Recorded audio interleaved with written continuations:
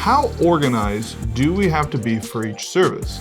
I think that's a question that every pastor, worship leader, worship team member, tech person has all asked. We all agree that the question needs to be asked, but do we all agree on the answer?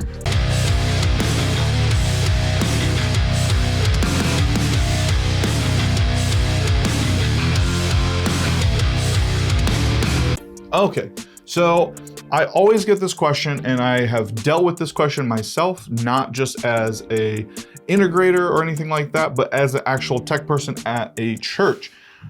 How organized do we have to be? And I think I mentioned this in one of my other videos, and I have personally dealt with people that are on both complete opposite ends of the spectrum, where one is like, we are going to literally notate every little thing down, and that is what's going to be like, we're not gonna veer from that. And then I have on the other side of the spectrum where they go, you know what, man, we're just totally not gonna like write anything down. Like, wherever God takes us and the Spirit leads us, like, that's where we're gonna go.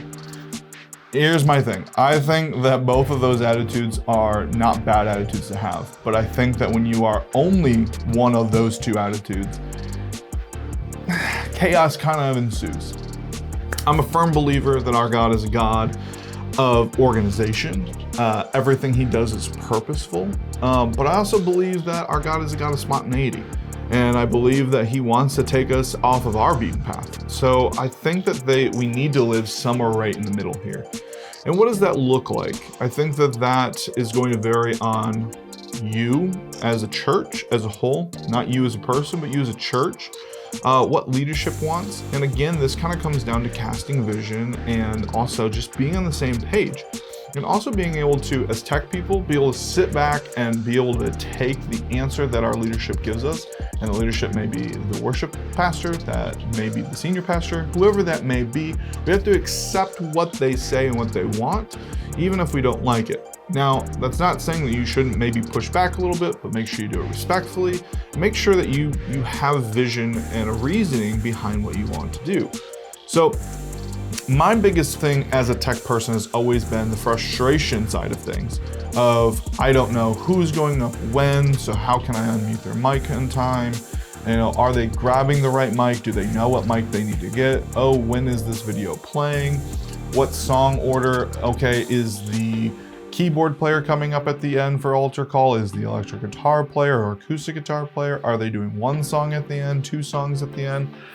Things like, what key are they in? Are we live streaming and using auto-tune? Like, you know, when you start getting into what different types of tech you have, it depends on the amount of information you need.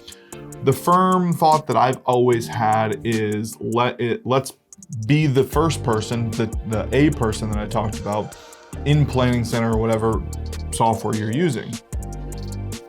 What I mean by that is it's great to have what are the announcements that we're talking about today. If the church has 35 announcements because there's 35 different events, groups, drives, whatever that's going on, we're obviously not announcing all 35 of those every Sunday morning. So when the person getting up to do announcements, if you're not doing video announcements, gets up there and they start talking about the next announcement, maybe if I have to scroll through 35 different slides, you know, it's not very congruent. And I want to make sure everything can be as perfect as we possibly can make it. Obviously, no service is ever going to be perfect. Hence why there's jokes about I accomplished the first perfect service ever in the history of man on social media, which if you've had one of those, make sure you comment that down below. Tell me what service, why was it perfect? I really like to know. But I think the bigger thing for me is just saying, like, I as the tech person now know these are the 5 announcements we're doing, so that as the person's announcing them, I can get those slides up. They're in the back, confidence monitor, so if they forget any information, it's up there. I'm not trying to figure out, did he say small group or did he say leadership group, or, you know, because maybe I wasn't paying attention or maybe I was being distracted, those kind of things. So I think that those are important to have there. I think that for me, I like to have, you know, the worship band for the most part, it knows what they're going to be doing. The worship leader knows that I'm going to be in song A and it's going to go pre-chorus, chorus, verse 1, pre-chorus, chorus, verse 2, so on and so forth. Like, why can't you just tell me that so that I can set my slides up and according to that? And then if the Spirit's leading us and we are gonna free flow a little bit, then I can free flow with you, just like the band is gonna be free flowing, because we don't really know if the Spirit's gonna just want us to sing their chorus 14 million times. So I think that there's those kind of things. And then there's also like getting sermon notes, further ahead than morning of. Come on, pastors.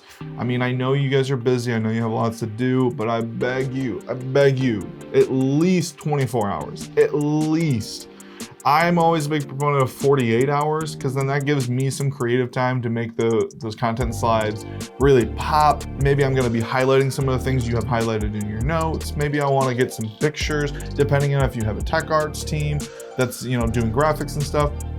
It'd be really good to be able to make some content slides for Facebook and Instagram that are maybe, like enticing people to come or tune in.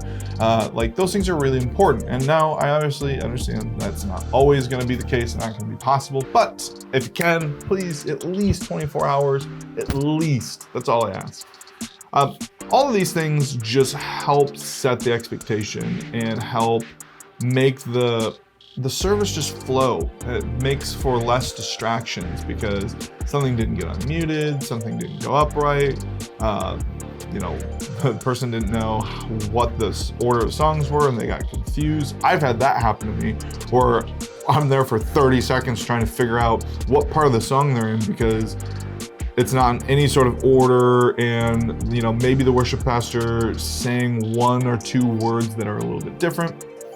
I think those are all important. So the thing is that when something goes wrong or doesn't happen, the tech person gets looked at and it's their fault, whether it is their fault or not. And sometimes it is their fault, but a lot of times it's not. And I think that setting people up to succeed is a really, really important thing.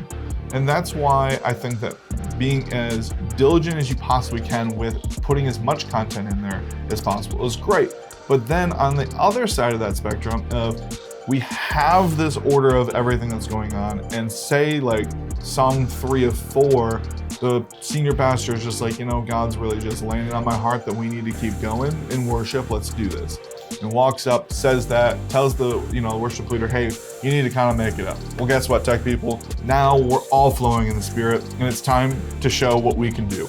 And it's not something we should ever be irritated about in those moments. We need to be prepared for those things. But then we also have that list of where we're going that we can come back to. So and we get back on track. Because at some point in time, pastor's gonna come up and speak. Maybe now instead of 30-minute message, maybe he's giving a 15-minute message because we did an extra song or two. Be able to be moldable and flexible just as much as everyone else is trying to be moldable and flexible. Don't let our techie nerd side that wants so much to just be on track to do these very specific things because this is the roadmap, be so strong that we don't let the Spirit move and we get frustrated when other people in our service let the Spirit flow and move us. I know that is really hard sometimes, but when you can have an attitude of, listen, I've got my roadmap. If the Spirit's gonna lead us away, guess what? We're always gonna come back to that roadmap and bing, bang, boom, we're good to go. It's really important. That's how we be right down the middle. Let's plan, but also let's just plan on also letting the Spirit move when the Spirit wants to move us. And if the Spirit wants to move us in a different direction than what we have planned, let's be prepared to be able to do that. So hopefully that was encouraging. Hopefully everyone can be on the same page. We can all communicate better together because of this video, hopefully. So let's end this. Make sure you hit the subscribe button. It's right down here. Make sure you smash that thumbs up button, like it. Make sure you share it, comment down below. Honestly, you can comment on anything. Tell me what your favorite piece of sound equipment is, your favorite camera, your favorite computer. Heck, tell me what your favorite color is. It doesn't really matter to me. Make sure you share this on Facebook and Instagram, all those places. Just really like to get this out there. Thank you so much. If you're new and this is the first video you're watching, make sure you check out some of the videos at the end of this video that are some other good content. Well, at least I think they're good because I created them. So again, thank you so much. Again, don't forget to subscribe.